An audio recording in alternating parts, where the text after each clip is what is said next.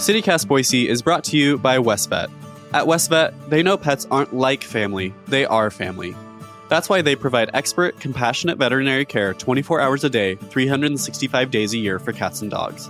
WestVet Boise and WestVet Meridian offer the region's most comprehensive emergency and specialty care from board-certified veterinarians and an expert caregiver team. WestVet can also help your pet with unexpected, non-critical conditions with their urgent care program. Visit westvet.net to find care you can count on from the team that is leading specialty healthcare for pets. CityCast Boise is brought to you by Code Epoxy. You might recognize Code Epoxy's one-of-a-kind, colorful Deltio packs, but you might not know that the outdoor gear company also dedicates at least 1% of their revenue to nonprofits that help communities experiencing poverty. From December 13th through the 24th, spend $200 in-store and receive a best-selling Luzon backpack for free when you mention that you're a CityCast Boise listener. Shop in person at the newest Code Epoxy store at 8th and Main Streets in Boise.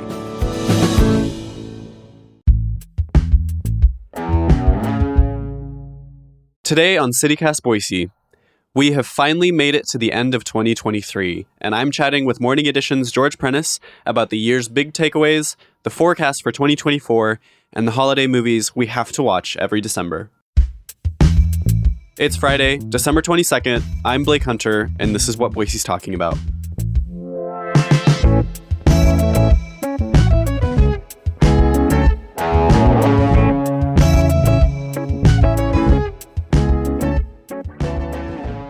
All right, George, welcome back to CityCast Boise. We're happy to have you here as always. And we want to start with, we're going to get into 2024 predictions, but I want to start with, how is your year? How is 2023 for you? Well, I'm lucky in that my job requires me to be engaged. And by lucky, I mean you get to witness, in some cases, and talk to a lot of people, in most cases, about what is the news of the day and what people will be talking about. 2023 was really interesting, and I think we will look back on 2023 as a bit of a game changer on a number of fronts. And I keep thinking of two numbers. I keep thinking of the numbers 40 and 18. 40 as in we had 40% plus people go to the polls on election day in a municipal election in the city of Boise. That is stunning. And political historians are going to look back on this. It's like, wow, boy, this was a really interesting race. And it did not end up in what a lot of people thought was going to be a mayoral runoff. It just didn't. And then the number 18, which is the number of additions/exceptions that were tacked on to the zoning code ordinance as proposed. And that momentous evening, after a number of days of very emotional public testimony on the new zoning code in the city of Boise, and it was really interesting in that if you watch it, you see history being written in front of you, because what happened was council members were taking just amazing notes, and then they tacked on 18 additions and exceptions, understanding that it is a breathing document. And I thought that was really interesting. How it is fleshed out, we'll see in 2024. But I keep coming back to those numbers. Yeah, for sure. I like that you started with the 40% because, I mean, again, for this not to be like a general like presidential election, that's a huge turnout. I feel like we haven't talked about that enough, and I think that and maybe that's just me and my circles, but like also, I mean, we had record mail-in ballots and drop-off stuff. So, and that's the other part that feels like a big 2023 feels like, I don't know, it's hard to say post-COVID, not only because COVID is still very much a thing, but also because it's just different now. It's just so many things have changed. It doesn't feel like, we're kind of quote unquote back to an old normal. It's just everything's a little bit different now. And, in many, many ways, that's a very good thing, I think. And I mean, it's funny to think about the zoning code rewrite at the end of this year, just because of how long of a timeline this has been. Right. But it is also at the same time kind of hard to overstate how big of a deal it is. I mean, it's huge news. Yeah. It's where we live. It's how we move. It's the city of our future, good or bad. Yeah, absolutely. To kind of put you on the spot here, what were some of your favorite conversations that you had this year that, kind of taught you about where Boise's at right now at this point in time? Well, my gosh, I really do have to think because it's a lot. It's a lot of conversations. Yeah. I do have to mention my conversation with the mayor when she was in Dubai at the recent COP28 summit. And not because she was in Dubai, but what she had to say about the sad irony of it being in Dubai, number one. And number two, it reminded me of the old line from Hamilton of being in the room, right? Yeah. You've got to be in the room, which is to say at the table. There's going to be giant fossil fuel interests there trying to just take our eye off the ball, if you will, and push back against climate change efforts, to make us a little bit smarter. But you've got to be in the room. And I thought that was really interesting. And then this one little wrinkle that happened in the interview when she was struggling for air. She was coughing a little bit. And she talked about getting on a train from her hotel room, going through the smog-choked city of Dubai to go to a COP28 conference. And I think that's kind of where we are right now. Yeah. Right? I mean, we seem to be in this transition. And then I think back to earlier in the year when I spoke to Patrick Bagent, who is an outgoing Boise City Council member, but he was also a member of the Treasure Valley Air Quality Board. Mm-hmm. And the Treasure Valley Air Quality Board is no more. They disbanded this year. Oh my gosh, I forgot about that. Yeah. And I think this is the most underreported story of the year. They disbanded this year because they said, well, the reason we existed was because of the emission testing. And the legislature ended the emission testing, and then they disbanded. And my head almost blew off when I'm thinking, okay, but there is so much more to consider. But yet the Air Quality Board doesn't exist anymore. And so shortly thereafter, I actually spoke to an emergency room physician at St. Luke's, and I told him about this. And he was furious. He was furious about this. It was an underreported story. Yeah, the auto emissions is one conversation, whether we should continue to have them or not. I think we should have continued them. But there is so much more to consider. Right? Yeah. I mean, this needle is always moving. And yet that board does not exist now. Yeah. Yeah. We talked about, McLean visiting the COP28 summit a couple of weeks ago on this show. But it's funny. I totally forgot that Air Quality Board got removed. One of the other things that I think about, too, that reminded me of is Idaho's Maternal Mortality Review Committee, being dissipated as well. And it is very much, I think those two things are very much a snapshot of where Boise and Idaho are headed. And it feels like, to me, I think that 2023 was a real lesson for me as far as it really sank in that we got to do grassroots stuff. Like, to me, mutual aid is the answer. And it's very easy to be really frustrated with so much going on. But getting kind of grassroots connections and practicing mutual aid is going to be a really big focus of mine in 2024 because, one, it brings me hope, and two, it also, it's like important and kind of the most direct way that you can be effective in your community. And that's what I hope that for Boise and other Boiseans moving into 2024. What are some of your predictions for next year? What are you kind of looking towards? Well, 2024 is going to be a mess on a good day, politically, right? That's so true. I mean, we have obviously the national political landscape, which is going to be insane, and how it will probably be up to, again, the U.S. Supreme Court on the trajectory of where we're going to go. And if anyone can remember Gore v. Bush, that's really what we're talking about here. And that changed the course of this nation forever. And so I think that's going to be the story of the year. That said, the entire legislature is up for grabs. I do think in this legislative session, you've got to, I'm so glad you brought up mutual aid. It's about paying attention. It's about keeping your eye on the ball. And I think that the ball in 2024 will be public education. There's going to be a lot of politicians who are going to be gunning for K through 12 public education in a state where we are 49th in the nation in per pupil public spending. They're probably going to promote vouchers a lot more and shift money away from public K through 12 education. I think it could be, it should be probably the story we need to pay most attention to. And it's going to be a very short session. Blink and you'll miss it.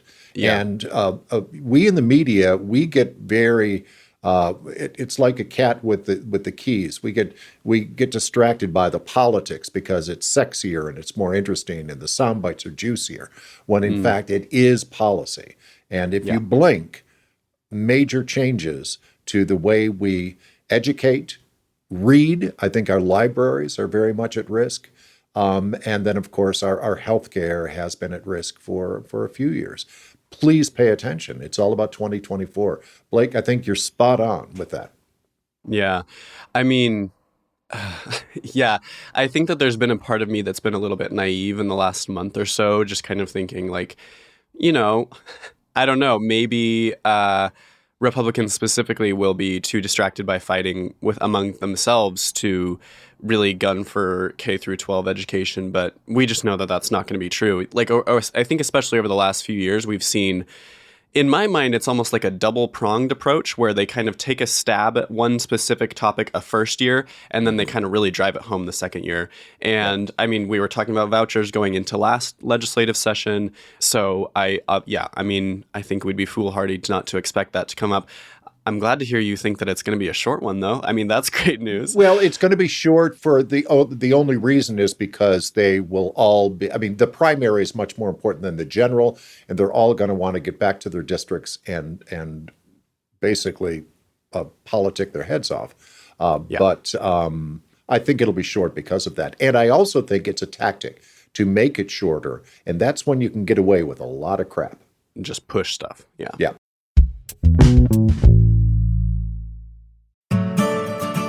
CityCast Boise is brought to you by Cotopaxi. Adventure inspires Cotopaxi to make the world a better place by building gear that fuels both outdoor experiences and global change.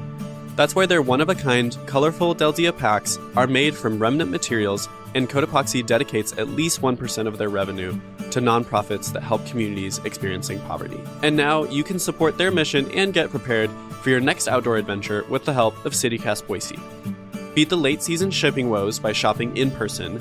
And best of all, if you're looking for a great deal, from December 13th through the 24th, spend $200 in-store and receive a best-selling Luzon backpack for free when you mention that you're a CityCast Boise listener. By shopping in-store, you can see, touch, and try on the gear with help from their knowledgeable retail guides, who can even show you the most efficient way to pack your travel bag. Shop in person at the newest Cotopaxi store at 8th and Main Streets in Boise.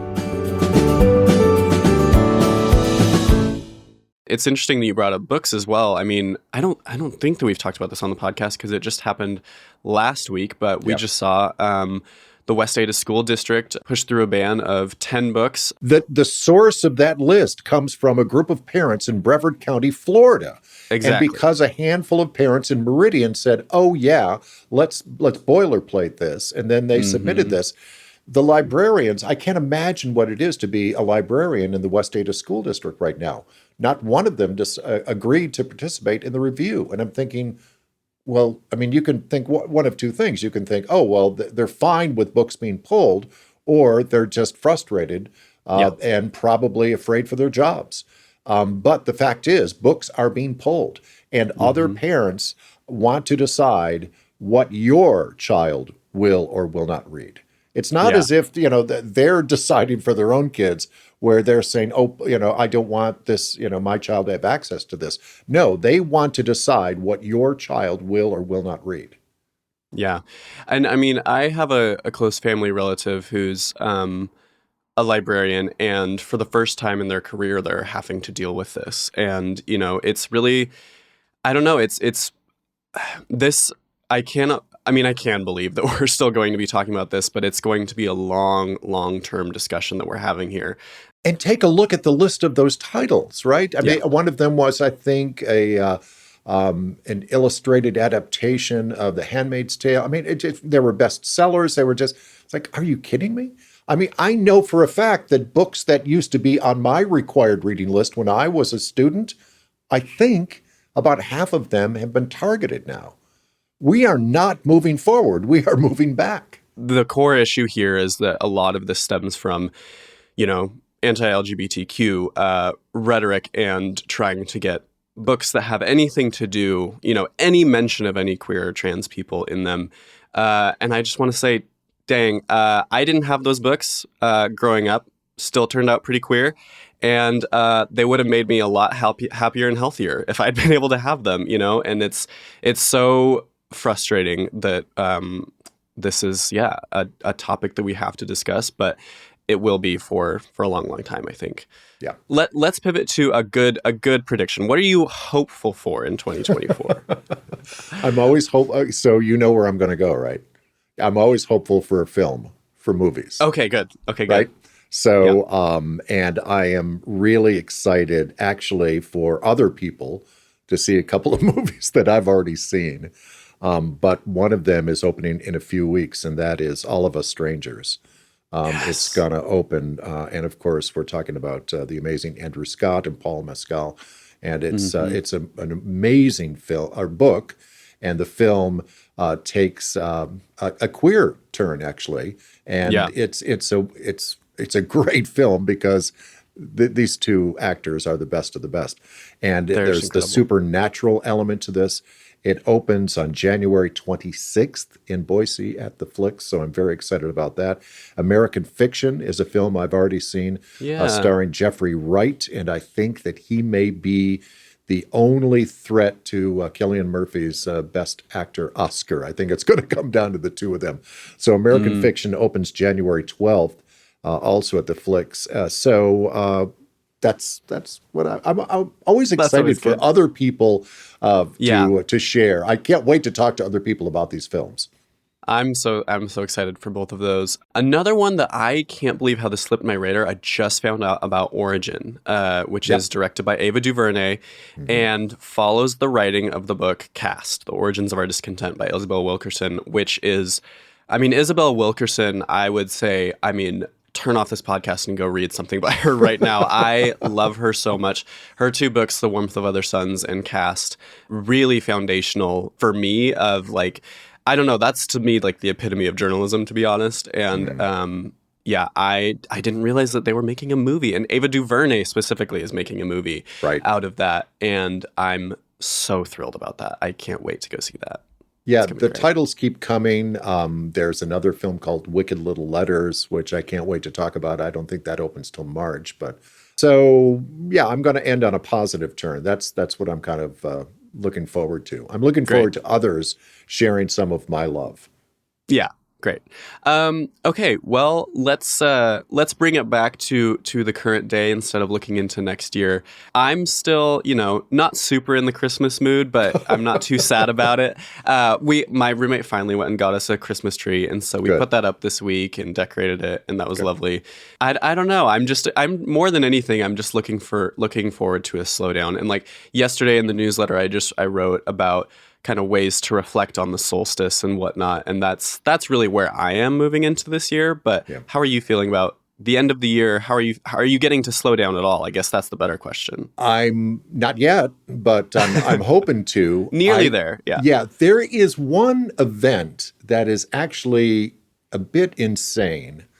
It's the opposite of slowing down, but I do kind of like it because it's tongue-in-cheek, it's healthy, it's community. So are you going to say the potato drop? No, God, no. God, okay. No. No. 1,000 times no. It's a crane, and it is the most overrated thing on the planet. Anyway, cool. So the YMCA, and I think this is year 40. I think it's the 40th year of their Christmas run. And it will be Saturday morning. But here's the thing. Everybody gets dressed up. It's a costume contest / run.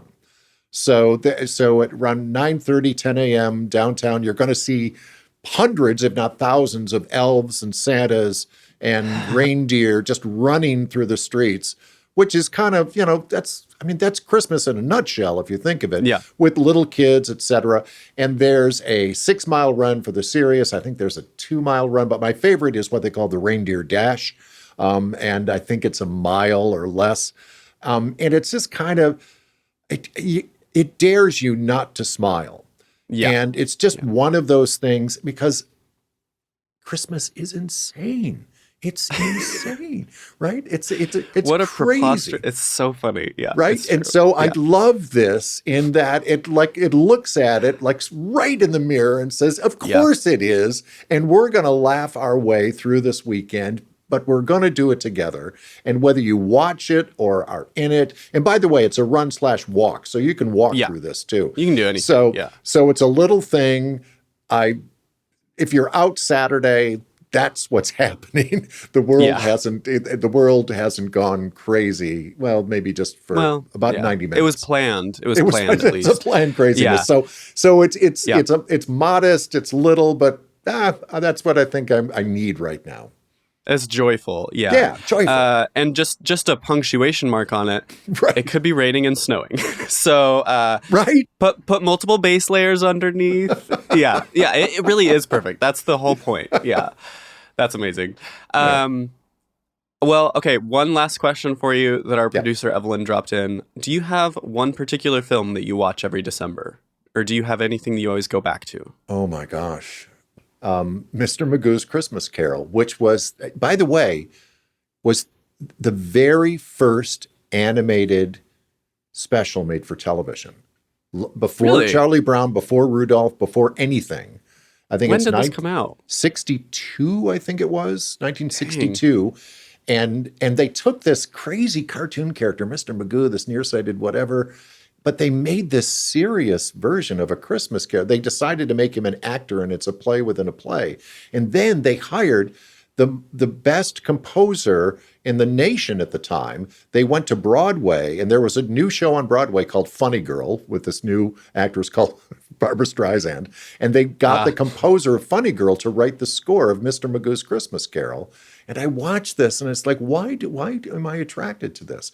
And part of it's the score, and part of it's the fact that I can see it all in 45 minutes, and it's a cartoon, and I gravitate to it. That sounds great. Yeah. I hope that your watching of that is lovely. Mine is, I mean, it's so cliche, but mine is White Christmas, and I will cry pretty much every time. If my mom gets her way, we'll watch It's a Wonderful Life, but we'll see. But then other than that, I'm just going to be making cookies for the rest of the week, really, and just kind of zoning out. But it's been a great year, honestly. I feel like it's been a great year. It's been a hectic year. But I hope that everyone gets a chance to slow down. And I'm grateful to be able to... We've had so many good conversations every Friday now, so I'm very grateful for you being here, George. I'm so grateful for the invite. You've given me a second home, and I love being unedited, if you will. On call, And I appreciate it all, but mostly I appreciate the intellect and the fun. And that's a really interesting sweet spot. And Blake, thank you so much for that. Thank you. I appreciate it. Well, happy holidays, everyone. And stay warm out there.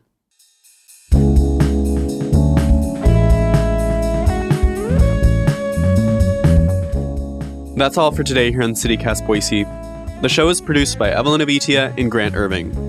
I'm Blake Hunter, and I write our Hey Boise newsletter with the help of Adrian Gonzalez and Natalia Aldana this week. Our music is by Up As The Down Is The. If you enjoyed our show today, leave us a review. It helps other people find us. We'll be back on Tuesday with more stories from around the city. See you later.